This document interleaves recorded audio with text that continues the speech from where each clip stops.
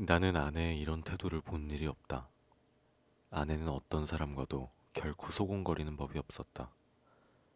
나는 웃방에서 이불을 쓰고 누워있는 동안에도 혹 술이 취해서 혀가 잘 돌아가지 않는 내객들의 담화는 덜어놓치는 수가 있어도 아내의 높지도 낮지도 않은 말소리는 일찍이 한마디도 놓쳐본 일이 없다.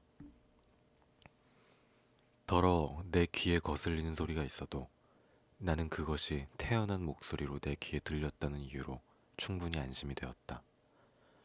그렇던 아내의 이런 태도는 필시 그 속에 여간하지 않은 사정이 있는 듯 생각이 되고 내 마음은 좀 서운했으나 그보다도 나는 좀 너무 피로해서 오늘만은 이불 속에서 아무것도 연구하지 않기로 굳게 결심하고 잠을 기다렸다. 낮잠은 좀처럼 오지 않았다.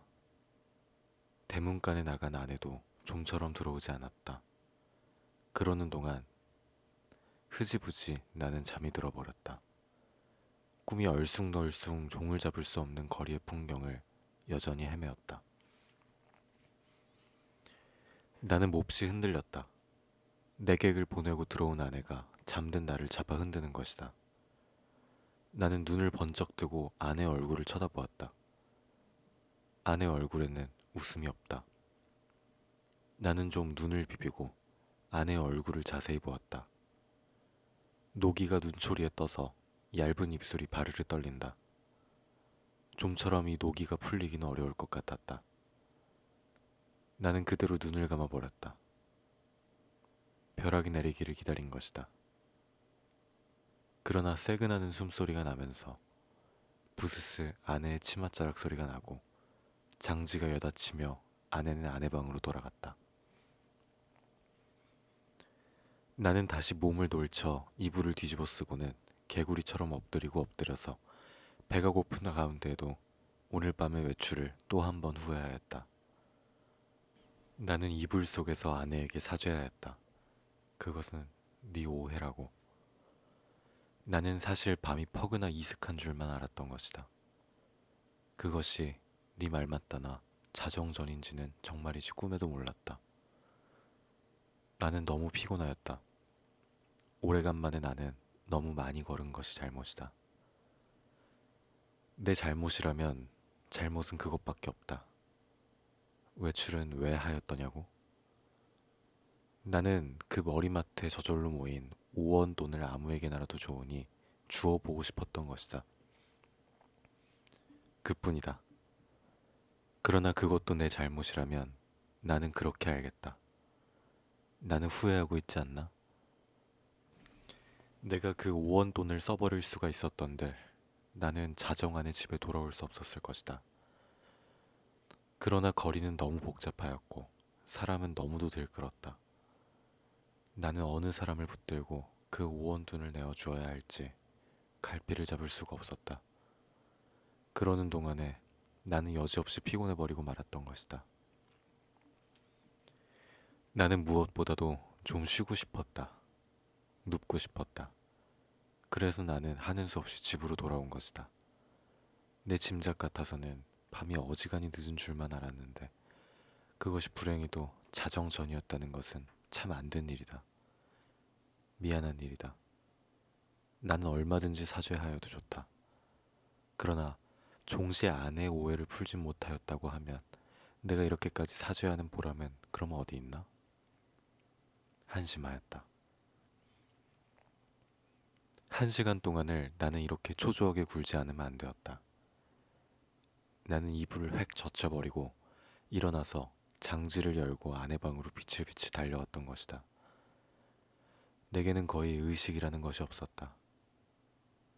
나는 아내 이불 위에 엎드려지면서 바지 포켓 속에서 그 돈 5원을 꺼내 아내 손에 쥐어준 것을 간신히 기억할 뿐이다. 이튿날 잠이 깨었을 때 나는 내 아내 방 아내 이불 속에 있었다. 이것이 이 33번지에서 살기 시작한 이래 내가 아내 방에서 잔 맨 처음이었다. 해가 들창에 훨씬 높았는데 아내는 이미 외출하고 벌써 내 곁에 있지는 않다. 아니, 아내는 어쩌녁 내가 의식을 잃은 동안에 외출한 것일지도 모른다. 그러나 나는 그런 것을 조사하고 싶지 않았다. 다만 전신이 찌뿌드드한 것이 손가락 하나 꼼짝할 힘조차 없었다. 책보보다 좀 작은 면적의 볕이 눈이 부시다. 그 속에서 수없이 먼지가 흡사 미생물처럼 난무한다. 코가 꽉 막히는 것 같다. 나는 다시 눈을 감고 이불을 푹 뒤집어 쓰고 낮잠 자기에 착수하였다. 그러나 코를 스치는 아내의 채취는 꽤 도발적이었다.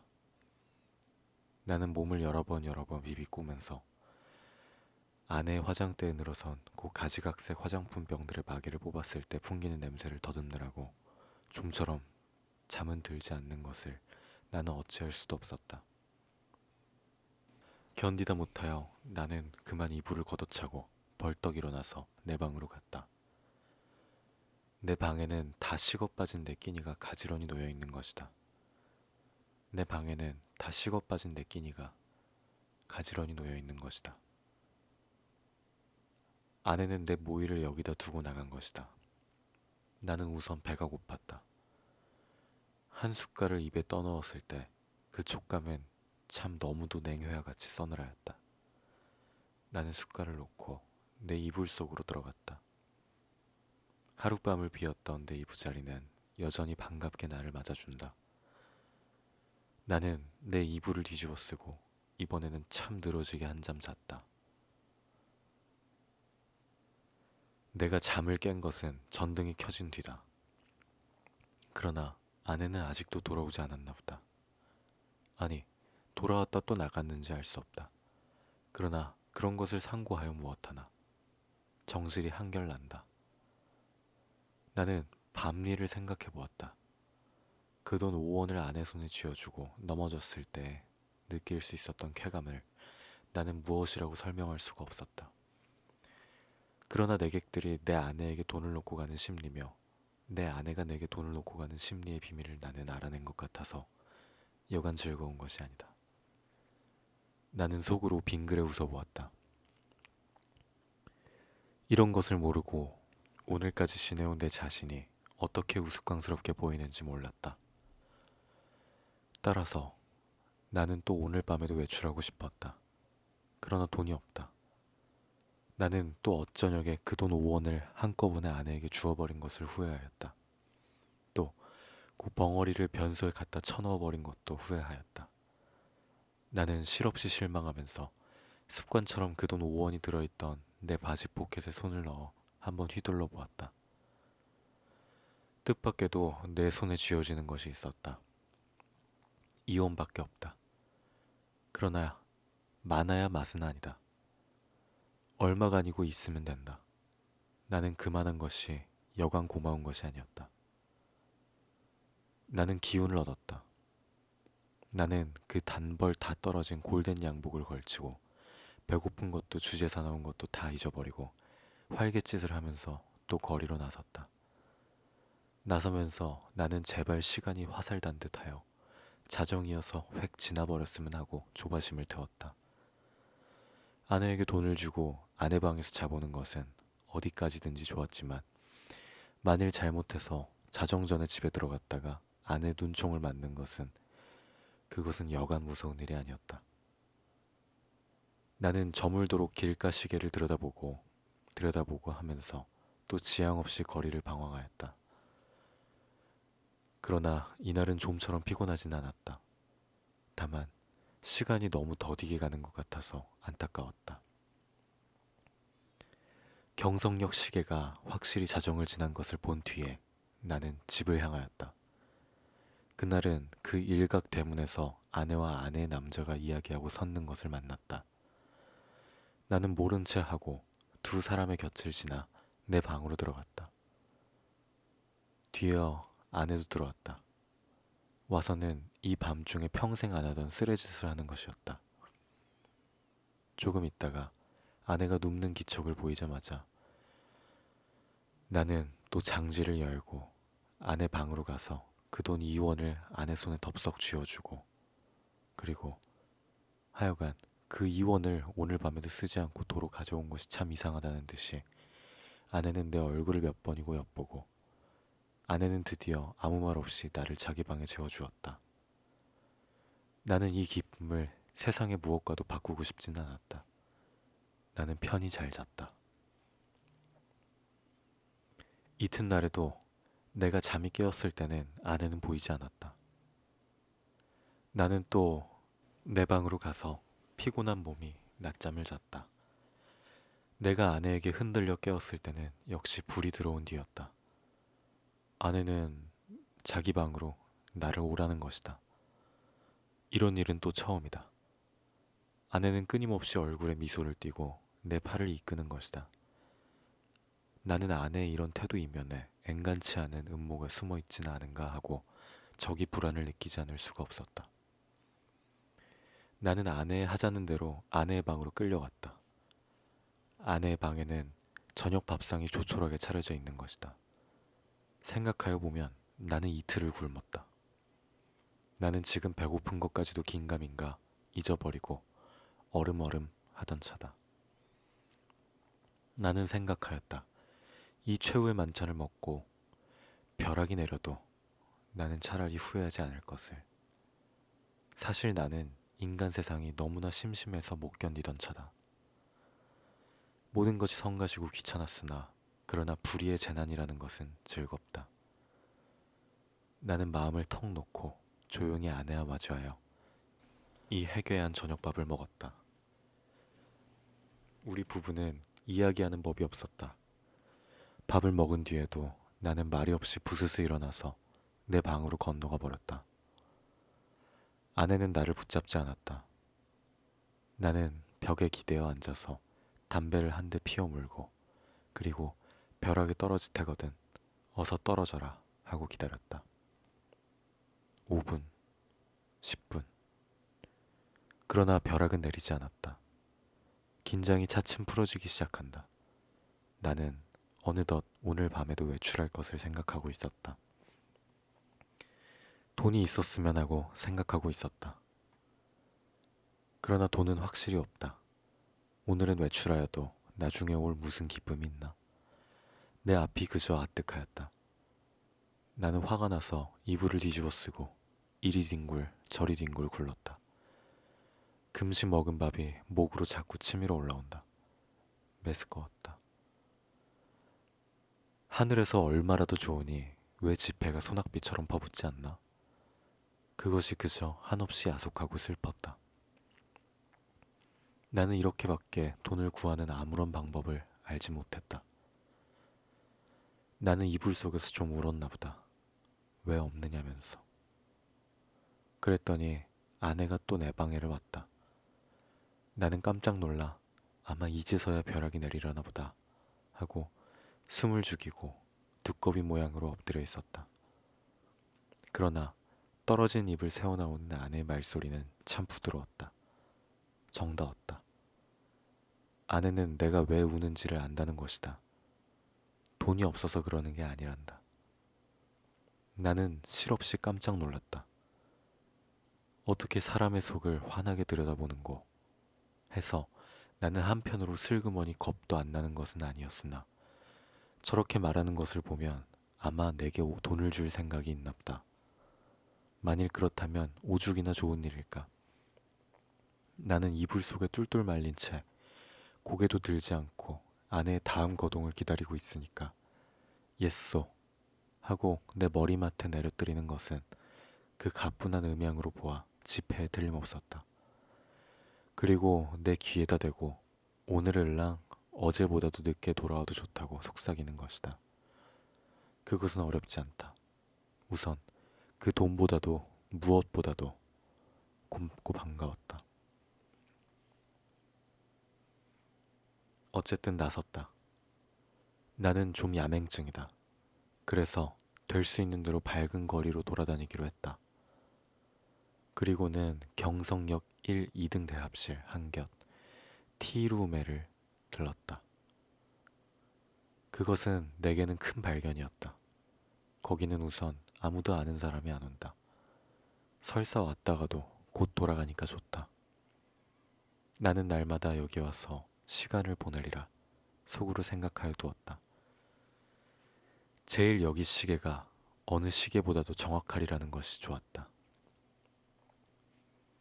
섣불리 서투른 시계를 보고 그것을 믿고 시간 전에 집에 돌아갔다가 큰 코를 다쳐서는 안 된다. 나는 한 복스에 아무것도 없는 것과 마주 앉아서 잘 끓은 커피를 마셨다. 총총한 가운데 여객들은 그래도 한 잔 커피가 즐거운가 보다. 얼른 마시고 무얼 좀 생각하는 것 같이 담벼락도 좀 쳐다보고 하다가 곧 나가버린다. 서글프다.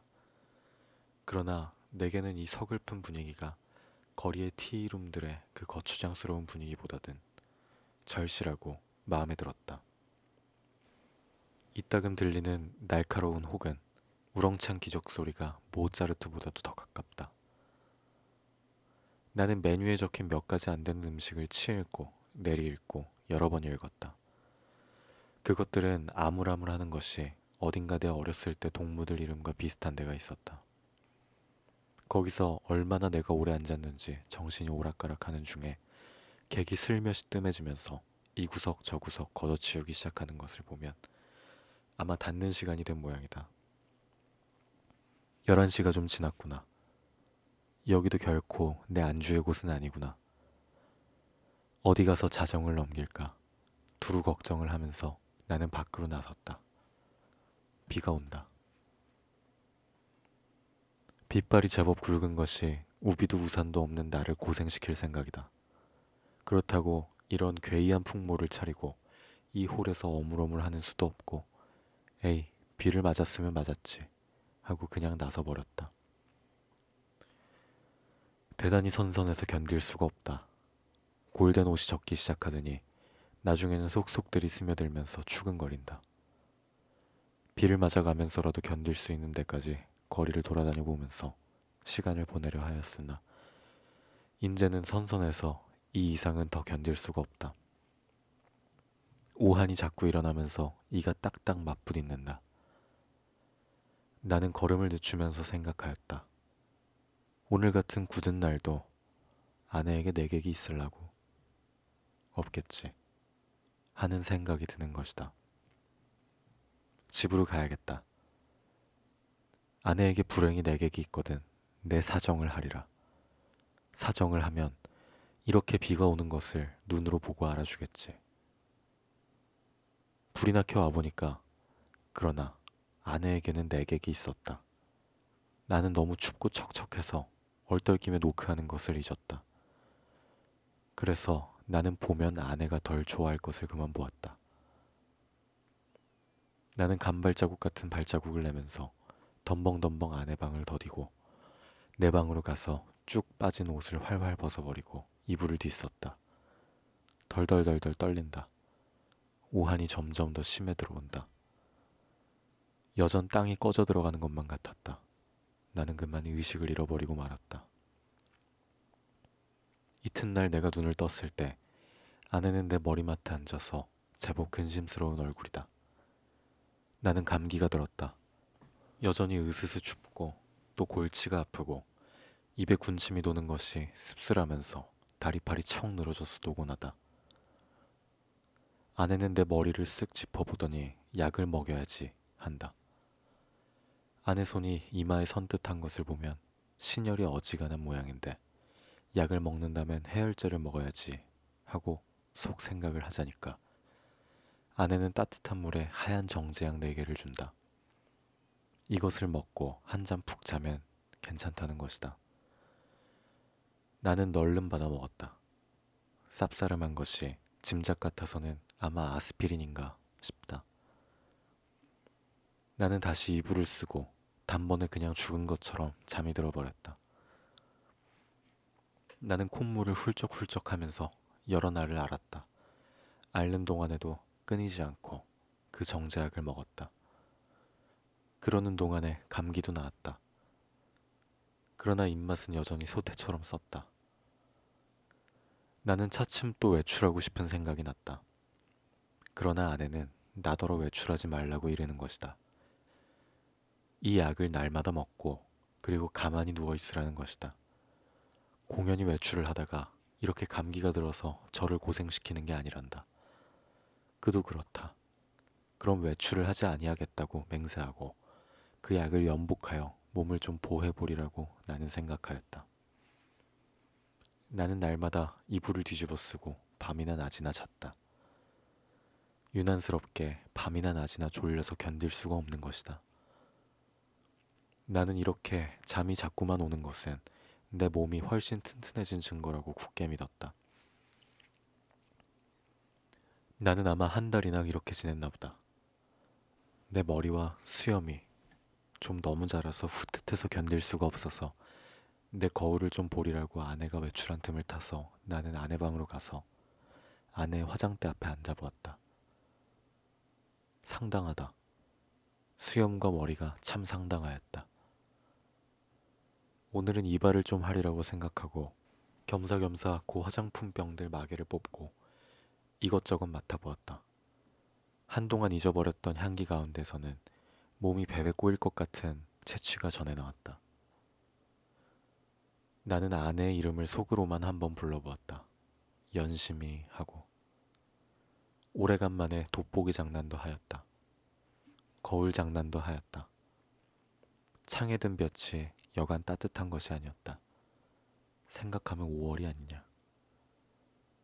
나는 커다랗게 기지개를 한번 켜보고 아내 베개를 내려 벌떡 자빠져서는 이렇게 편안하고 즐거운 생활을 하느님께 흠씬 자랑하여 주고 싶었다. 나는 참 세상에 아무 것과도 교섭을 가지지 않는다.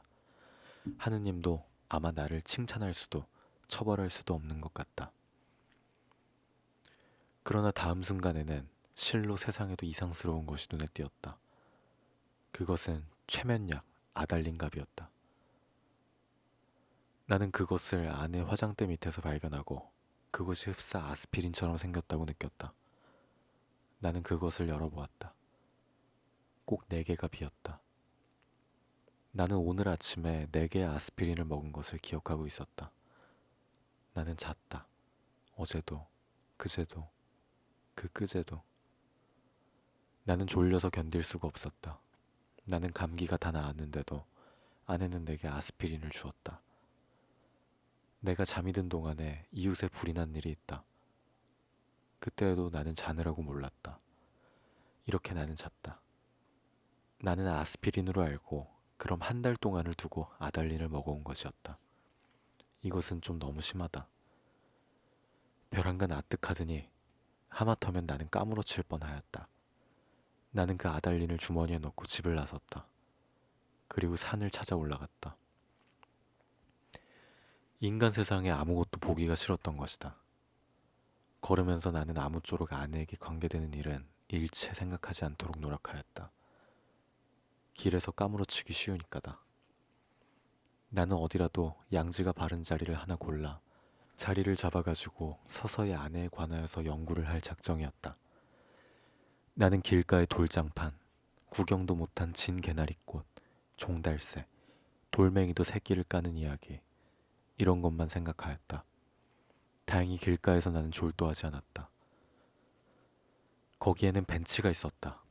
나는 거기 정저하고 그리고 그 아스피린과 아달린에 관하여 연구하였다. 그러나 머리가 도무지 혼란하여 생각이 체계를 이루지 않는다. 단 5분이 못 가서 나는 그만 귀찮은 생각이 벌쩍 들면서 심술이 났다. 나는 주머니에서 가지고 온 아달린을 꺼내 남은 6개를 한꺼번에 질겅질겅 씹어 먹어버렸다. 맛이 익살맞다.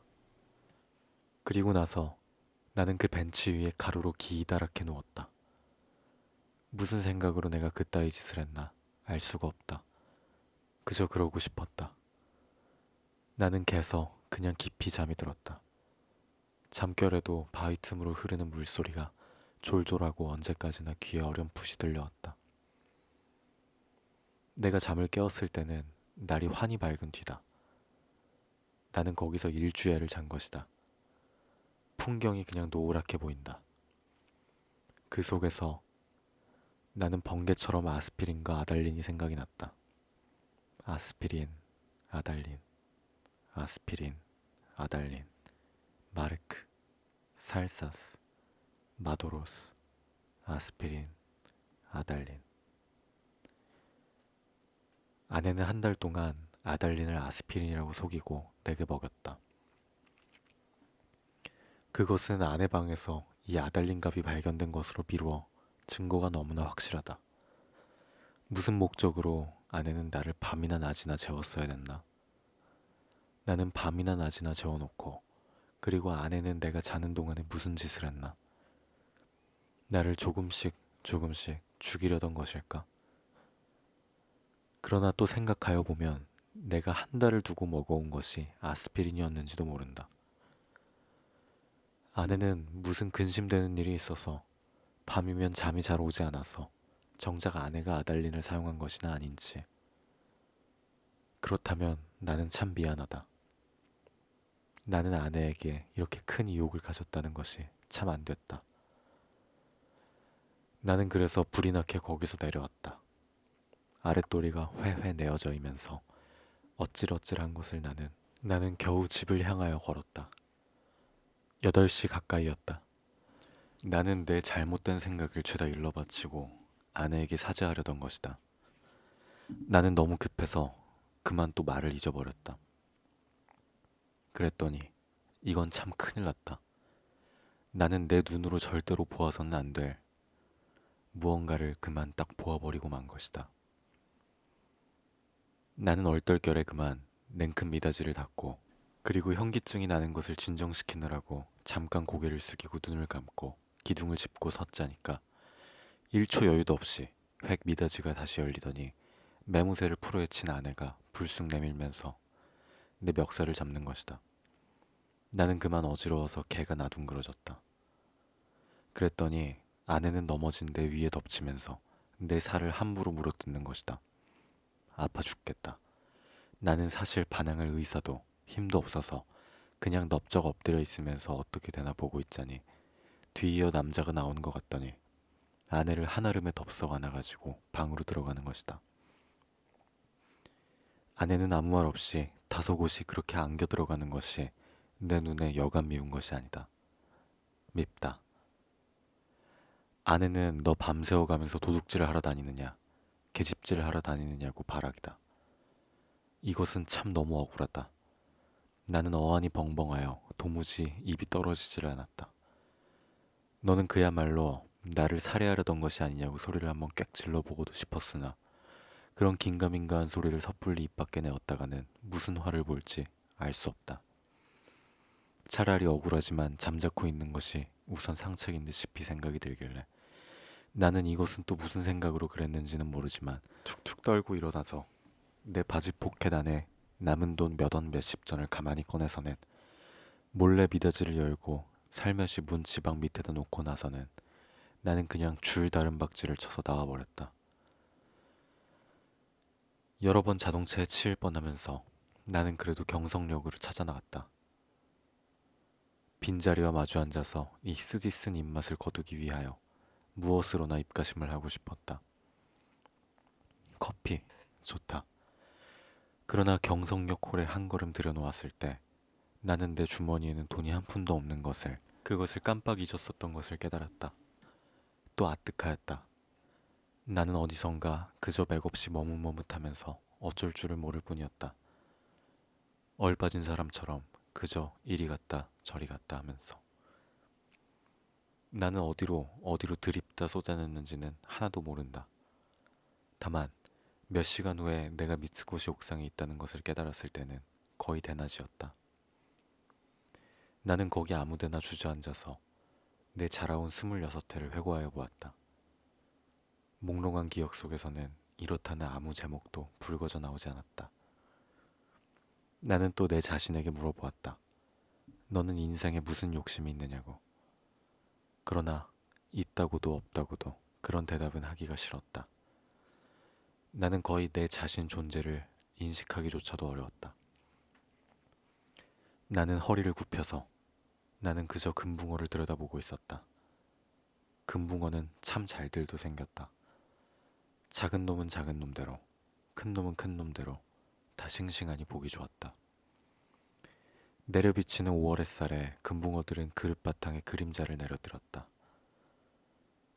지느러미는 하늘하늘 손수건을 흔드는 흉내를 낸다. 나는 이 지느러미 수요를 세워보기도 하면서 굽힌 허리를 좀처럼 펴지 않았다. 등이 따뜻하다. 나는 또 오탁의 거리를 내려다보았다. 거기서는 피곤한 생활이 또 금붕어 지느러미처럼 흐느흐느 허우적거렸다. 눈에 보이지 않는 끈적끈적한 줄에 엉켜서 헤어나오지들 못한다. 나는 피로와 공복 때문에 무너져 들어가는 몸뚱이를 끌고 그 오탁의 거리 속으로 섞여가지 않는 수도 없다 생각하였다. 나서서 나는 문득 생각하여 보았다.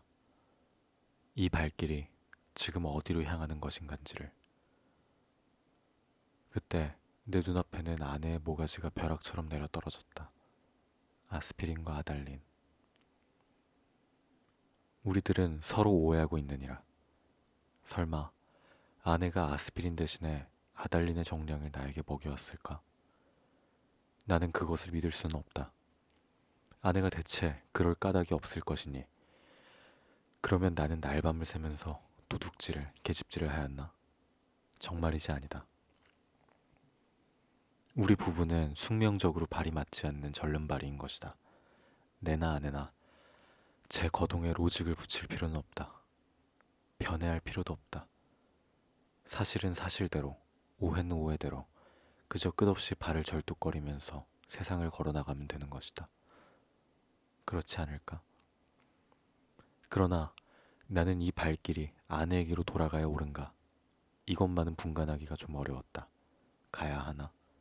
그럼 어디로 가나? 이때 뚜 하고 정오 사이렌이 울었다. 사람들은 모두 내 활개를 펴고 닭처럼 푸드덕거리는 것 같고 온갖 유리와 강철과 대리석과 지폐와 잉크가 부글부글 끓고 수선을 떨고 하는 것 같은 찰나 그야말로 현란을 극한 정오다. 나는 불현듯 겨드랑이가 가렵다. 아하, 그것은 내 인공의 날개가 돋았던 자국이다.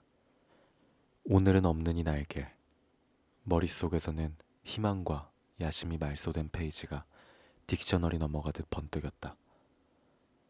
나는 걷던 걸음을 멈추고 그리고 일어나 한번 이렇게 외쳐보고 싶었다. 날개야, 다시 돋아라. 날자, 날자. 한 번만 더 날자꾸나.